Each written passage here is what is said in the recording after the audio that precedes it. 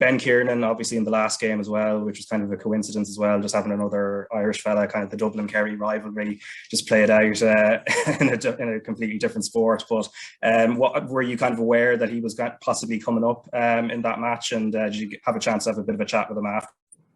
Yeah, he's wearing blue as well. Yeah, I knew of him. So I first started, guys in Pro Kick knew of him. They were like, oh, there's an Irish guy in North Carolina. I didn't really know him. I kind of Googled him, so I knew a little bit about his story. But so basically, like before the game, like an hour before kickoff, the field it's literally just kickers and punters out there. While you have the full field, we go out there. So I just went up to him before the game. I just introduced myself, and we just kind of got to talking. Because I wasn't really sure what kind of accent he'd have. Because I knew he'd been in America for a while, but he's got a pretty strong Black Rock accent. So that was good. It was good to meet him. It was good to start chatting to him.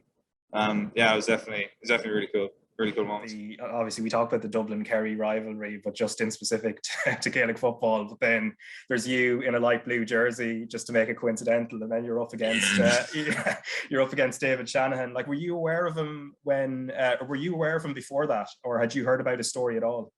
When he got the offer, I heard about him, and I thought it was honestly a super cool story. I thought it was awesome that he was coming to the ACC.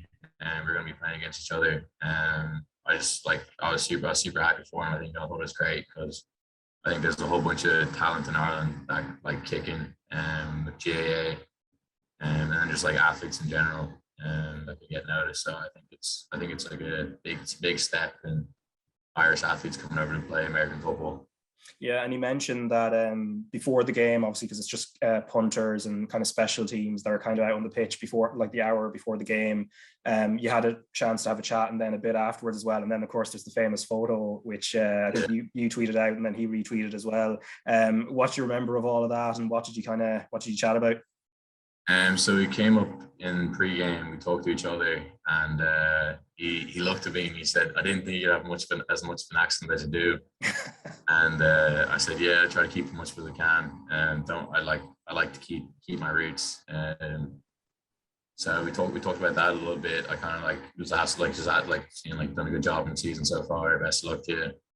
And then we both went off on our ways at our warm up and everything. And then after the game, he came up to me because we were coming after him during the game. We were trying to block as many of his punts as we could. And he came up to me after the game, and the first thing he said to me was, "You guys are trying to take my head off." And I was like, "Yeah, that was pretty much our plan for the game." But I congratulated him again. He had a pretty good game, and we just chatted a little bit. Talked about like next time we're both in Ireland, meeting up and having a little kick session.